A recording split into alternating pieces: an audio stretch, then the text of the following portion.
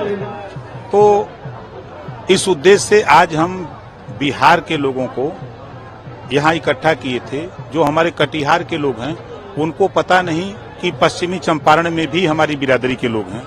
जो आपके मधेपुरा रहता है उसको इस बात की जानकारी नहीं। जो लोग कैमूर में रहते हैं, गया रहते हैं, नेवादा रहते हैं, नालंदा रहते हैं, बेतिया रहते हैं, उन लोगों को पता नहीं। तो हम हर जिले से लोगों को जुटा करके लोगों को बताते हैं कि देखो आपकी इतनी बड़ी आबादी है, आप लोकतंत्र में सिस्टम है लड़ने का, तो उस लोकतंत्र में आप लड़ाई लड़ो। तो लोग तैयारी कर रहे हैं, आज आपके सामने देखने को मिला भी। आपने कहा कि बिहार में जब तक आप 8-10 एमएलए अपनी समाज के नहीं बना देंगे तब तक बिहार आते रहेंगे। तो क्या आगे बिहार को लेकर क्या रणनीति है आपकी? देखिए, हर जिले में हर विधानसभा में कार्यक्रम हम लोग चलाते रहेंगे और 2025 में विधानसभा के चुनाव होने हैं बिहार में। लड़ेंगे आप?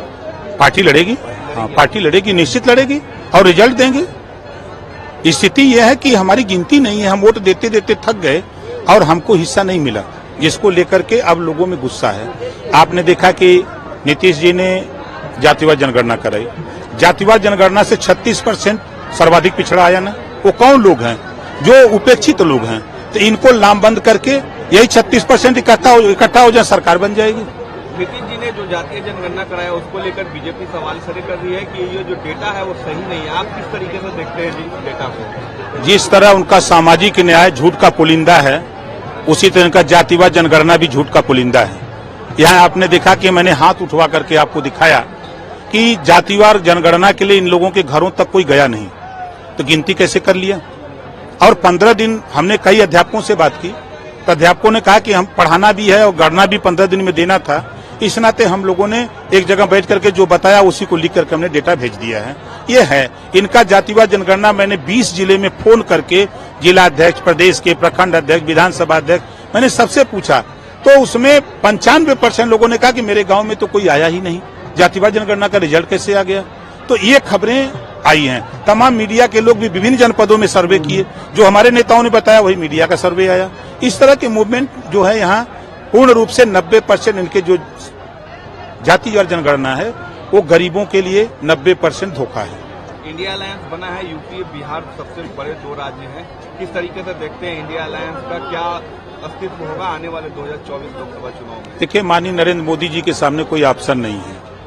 आपने देखा कि अगर यूपी की, बिहार की ही बात करें हम, तो यही नीतीश जी और लालू जी दोनों दो धुरी, दोनों अपनी इज्जत मर्यादा बचाने के लिए कि हम जो गमन किए हैं, जो घोटाले किए हैं, इससे बचने के लिए दोनों इकट्ठा हो गए।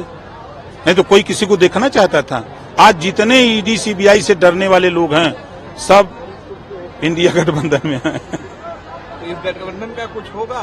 कुछ नहीं। तो रहे कि हम लोग के पास चेहरा, जब सरकार में जीत जाएंगे तब चेहरा बताएंगे।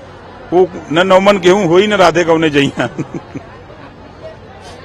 2024 के चुनाव को आप किस तरीके से देखते हैं? आप एनडीए में शामिल हो गए हैं, कब तक आपको मंत्री बनाया जाएगा? ये भी बहुत बड़ा सवाल एक खड़ा हो रहा है कि उत्तर प्रदेश में आपको मंत्री नहीं बनाया गया अभी तक। जल्दी धैर्य रखिए, जल्दी वो काम होने जा रहा है। तो मंत्री बन रहे हैं आप जल्दी? उम्मीद यही है। यूपी की सीटों को किस तरीके से देखते हैं? सबसे ज्यादा लोकसभा की सीटें यूपी में है। अखिलेश यादव कह रहे हैं कि इस बार इंडिया गठबंधन सबसे ज्यादा सीट यूपी में ही जीतेगा। झूठ बोलने के माहिर हैं। 22 के चुनाव में 400 सीट जीत रहे थे, हम शायद साथ नहीं होते तो क्या हसर होता वो खुद जानते हैं। और जो गठबंधन उनका है, ममता जी कई वोट दिलाएंगी, लालू जी आगे कई वोट दिलाएंगे, केसीआर जी आगे कई वोट दिलाएंगे। कांग्रेस पार्टी का कोई जनाधार नहीं है, अकेले उनको चुनाव लड़ना है, तो कहां से लड़ेंगे?